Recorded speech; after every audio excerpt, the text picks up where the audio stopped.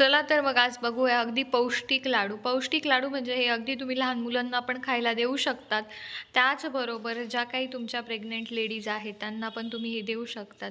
मी हे खास लाडू जे बनवते आहे ते प्रेग्नंट लेडीजसाठी बनवते आहे, कारण त्यांना वजन वाढवायचं असतं आणि चांगलं वजन वाढण्यासाठी ड्रायफ्रूट्स खाणं हे खूप महत्त्वाचं असतं. त्यात पण प्रेग्नेन्सीमध्ये आळीव, डिंक या गोष्टी आपण खाऊ शकतो आणि ह्या खूप पौष्टिक असतात. तर चला सुरुवात करूया आजच्या छान अशा लाडवाच्या रेसिपीला.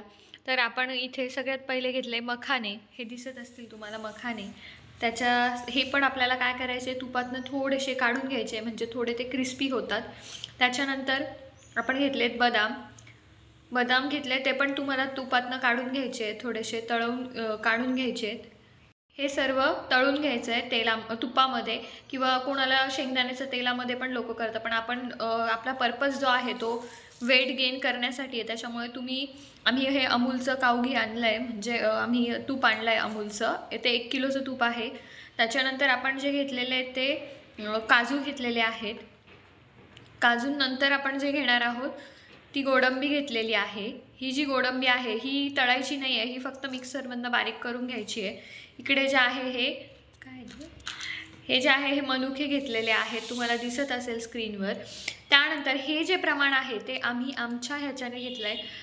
तुम्हाला फक्त एक रेसिपी तुमच्या लक्षात यावी, तुम्ही सगळं 100-100 ग्रॅम घेतलं सगळे ड्रायफ्रूट्स तरी चालणार आहे.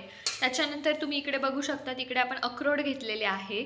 त्यानंतर जे आहे जायफळ घेतलं आहे, इलायची घेतली आहे. ते तुम्ही चवीनुसार घेऊ शकतात.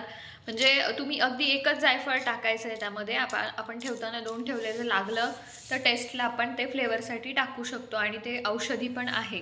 त्यानंतर जे आहे खसखस पण तुम्ही थोडीशी तुपातनं काढून घ्यायची आहे. त्यानंतर तुमच्याकडे येतो तो डिंक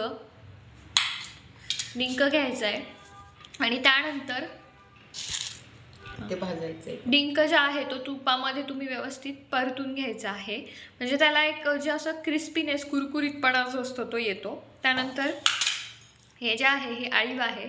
हे प्रेग्नेन्सीमध्ये पण खातात, खूप पौष्टिक असतं. तुम्हाला ही भाजायची नाही आहे, ही फक्त जसली आहे तशीच ती लाडूमध्ये ॲड करायची. आता हे तुम्ही इकडे बघताय, ही आहे खारकेचं बारीक केलेलं वाटण आहे. रुचिराची खारीक पावडर आपण वापरलेली आहे, हे तुम्ही बघू शकता. रुचिराची खारीक पावडर वापरली आपण.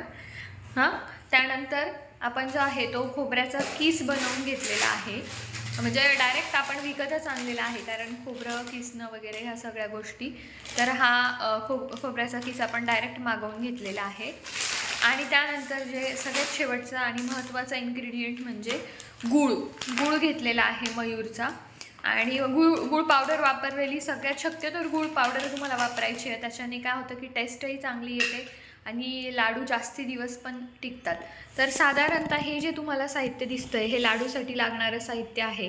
तर ते एक आपण ज्या गोष्टी तळायच्या आहेत, मी तुम्हाला मगाशी सांगितल्याप्रमाणे त्या गोष्टी तळून घ्यायच्या आहेत आणि बाकी गोष्टी आहेत ते डायरेक्ट आपण लाडू बांधताना किंवा लाडू बनवताना त्या गोष्टी बघणार आहोत. आता ह्याचं आपण छान अशी चुटकीसरशी पेस्ट बनवून घेऊया.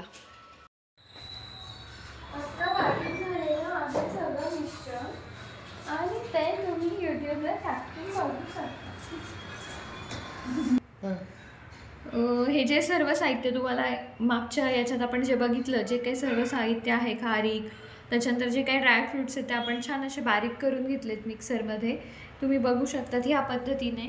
आणि काजू, बदाम आणि अक्रोड हे थोडेसे रखरखीत दळल्यामुळे त्याची टेस्ट चांगली येते. आणि इकडे आपली जी पावडर आहे आणि हे तुपातनं आपण काढून घेतलेलं आहे सगळ्या गोष्टी आणि दळून घेतलेले. इकडे आपण जे आहे ते 1 किलो तूप घेतलेलं आहे.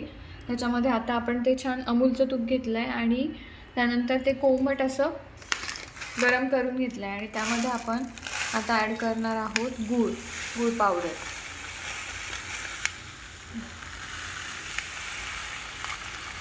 याच्यामध्ये त्यांनी तूप टाकलेलं आहे, तूप आणि गूळ मिक्स केला आहे, तो थोडासा मेल्ट करून घेतला आणि आता आपण लाडू बनवायला सुरुवात करणार आहोत.